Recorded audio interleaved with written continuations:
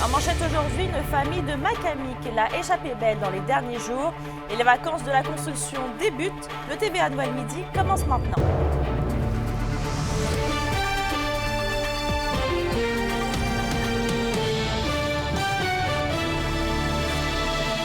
Bon vendredi tout le monde et bienvenue parmi nous.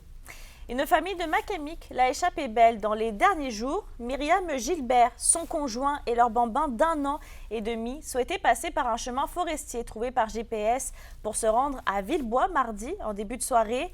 Et selon le récit de la femme qui nous a raconté l'histoire, leur camionnette s'est enlisée et il leur était impossible de se dégager. Après avoir dormi dans leur véhicule, puis trouvé un camp à 3 km du lieu de leur mésaventure, son conjoint a marché plus de 30 km, soit 10 longues heures, pour finalement trouver un bon samaritain. On dit pas qu'on le refera pas de pas repartir parce qu'on aime ça, mais on va être prêt. Téléphone satellite, on va aviser les gens. Fait que c'est bien important aussi là, de dire à la population là, de se préparer pour sortir en forêt. Là. De nourriture, de l'eau, un peu plus, même si on sait qu'on va pas longtemps. On sait jamais ce qui peut arriver. Une résidence sur le territoire de Kichisaki qui a été la proie des flammes cette nuit. Un réservoir de propane se trouvait à proximité de la maison et puisqu'il n'y a pas de service d'incendie dans la communauté, c'est celui de Val-d'Or qui a été appelé pour intervenir. 4 pompiers ont été dépêchés, mais à leur arrivée, après environ 1 heure de route, la maison était complètement consumée. Les paramédics se sont aussi rendus sur les lieux pour aider 3 personnes incommodées par la fumée. À Rouyn-Noranda maintenant, les services d'urgence ont été appelés en fin d'après-midi hier afin de venir en aide à une adolescente qui a été victime d'une chute. La jeune fille faisait partie d'un groupe d'adolescents qui était parti dans les sentiers de Kiwanis. Elle aurait ensuite grimpé dans un arbre et elle en serait tombée, selon le service de sécurité incendie.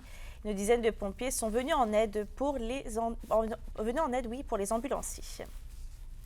Sur notre sujet, la Sûreté du Québec intensifie sa présence sur le réseau routier et récréo-touristique alors que les vacances de la construction s'entament aujourd'hui.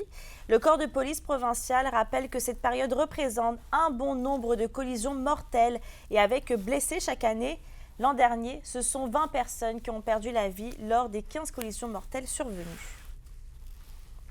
La question du jour TVA, une présentation de Mobilier Bélan qui vous offre depuis plus de 50 ans un service de qualité et un grand choix de matelas, mobilier, électro au prix compétitif que vous recherchez. Et à la question du jour, on vous demande d'ailleurs, vacances de la construction, comptez-vous rester dans la région? Pour voter et commenter, rendez-vous au tva.abitibi.ca. Et on a aussi recueilli vos réponses en personne ce matin, les voici.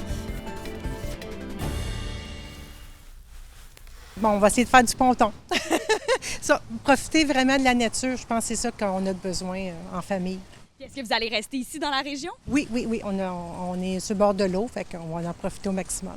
Bien là, on reçoit ma fille qui vient d'en dehors là, cette fin de semaine-ci, puis à part de ça, c'est pas vraiment décidé qu'est-ce qu'on va faire. On va y aller au jour le jour. Je sais pas encore, là, on va sûrement aller trotter. Oui, faire de la route un peu, mais sinon, on a un chalet sur le bord de l'eau. Je suis retraité, fait que les vacances, c'est 7 jours par semaine. En fait, c'est très simple.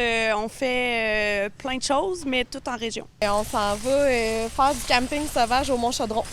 Très cool! Puis, est-ce que vous avez hâte à vos vacances? Oui. Et avec les vacances de juillet, justement, qui sont à nos portes, beaucoup de vacanciers profiteront assurément des lacs et rivières de la région. Et Félix, les services d'incendie de la Vallée de l'Or sont prêts à intervenir sur les plans d'eau advenant une urgence. Oui, Mélissa, récemment, la municipalité de Rivière-Éva a fait former 8 de ses pompiers en sauvetage nautique et il s'est aussi équipé de nouvelles flottes pour les opérations de sauvetage. Ce qu'il faut savoir, c'est qu'il y a 5 ans, en 2019, le gouvernement du Québec a émis des normes claires sur la formation des pompiers en sauvetage nautique et c'était en réponse en grande partie aux pompiers qui sont morts noyés lors d'opérations de sauvetage dans les dernières années. Et jusqu'à tout récemment, c'était la Ville de Val-d'Or, le service d'incendie de la Ville de Val-d'Or qui prêtait main forte à la municipalité de Rivière-Éva. Et par contre, c'est le directeur du service incendie de Rivière-Éva qui m'expliquait que même à cela, même s'ils viennent de revoir la formation, c'est toujours 2 services d'incendie qui sont déplacés sur un appel en cas de bris mécanique, par exemple. bateaux en détresse. Des fois, on a eu des avions aussi qui ont fait des mauvaises situations dans l'eau. Fait que ça peut être n'importe quoi, des décès, des fois aller chercher des personnes décédées. Tout ce qui est appelé, on ne sait jamais. Val-d'Or vient toujours aussi en renfort, advenant un problème soit mécanique, on ne sait jamais la mécanique, mais on travaille toujours avec 2 services incendie. Et Mélissa, j'ai aussi parlé au directeur du service incendie de la ville de Val-d'Or. Je vous présente mon entretien avec lui ce soir au TVA 18h. Merci, Félix. Je vous en prie. Bon, vous l'avez peut-être remarqué, dans vos villes, les constructions de maisons et de logements, mais combien y en a-t-il eu depuis le début de l'année dans la région? C'est ce que nous dévoile la Société canadienne d'hypothèques et de logements dans son dernier rapport, qu'Emilia La Liberté. Environ 150 unités d'habitation ont sorti de terre à Val-d'Or depuis le mois de janvier. Et au total, 117 mises en chantier ont été enregistrées par la Société canadienne d'hypothèques et de logements en date du mois de juin. Une augmentation flagrante comparativement à la même période l'an dernier et dont se réjouit l'administration Brindamour. On a 3,5 fois de plus de mises en chantier depuis le début de l'année. Je vous dirais d'ailleurs que le plus gros des mises en chantier, les demandes de permis, on me disait, c'est après les vacances de construction. Plusieurs chantiers, plusieurs permis qu'on s'attend à émettre parce qu'on a beaucoup de demandes. À Rouyn-Noranda, toujours selon l'enquête de la SCHL et du récent bulletin de l'Association des professionnels de la construction et de l'habitation du Québec, aucune mise en chantier n'a été répertoriée jusqu'à présent. Une donnée qui étonne grandement la mairesse Diane Dallaire. Je ne sais pas à quel endroit ces données ont été prises, mais nous, vraiment, il y a eu des permis qui ont été émis pour juin qui totalisent 64 unités de logement. Alors, on est vraiment heureux de ça. Et puis, depuis le début de l'année, depuis janvier jusqu'à la fin juin, on est à 173 unités de logement. De son côté, la SCHL soutient son point, mais convient qu'il existe une nuance entre le nombre de permis distribués et les mises en chantier. On peut aller un petit peu plus loin dans la définition. Donc, nous, une mise en chantier, c'est pas nécessairement dès que le chantier est prêt à la construction, dès qu'il y a de l'excavation. C'est même un petit peu plus loin que ça. C'est quand il y a des fondations qui sont coulées. Donc il est possible qu'il y ait des chantiers qui soient en cours en ce moment qu'on n'ait pas encore pris dans nos données simplement parce qu'ils ne correspondent pas à notre définition exacte de mise en chantier. Et du côté d'Amos, on dénombre 11 constructions d'habitation depuis le début de l'année, soit une légère diminution de 15 % comparativement au mois de juin 2023. Avec la pénurie de logements toujours aussi présente, les villes de Rouyn-Noranda et de Val-d'Or veulent poursuivre sur la même lancée et affirment même que d'autres projets immobiliers devraient bientôt voir le jour. Qu'Emilia La Liberté, RNC Nouvelles, Rouyn-Noranda.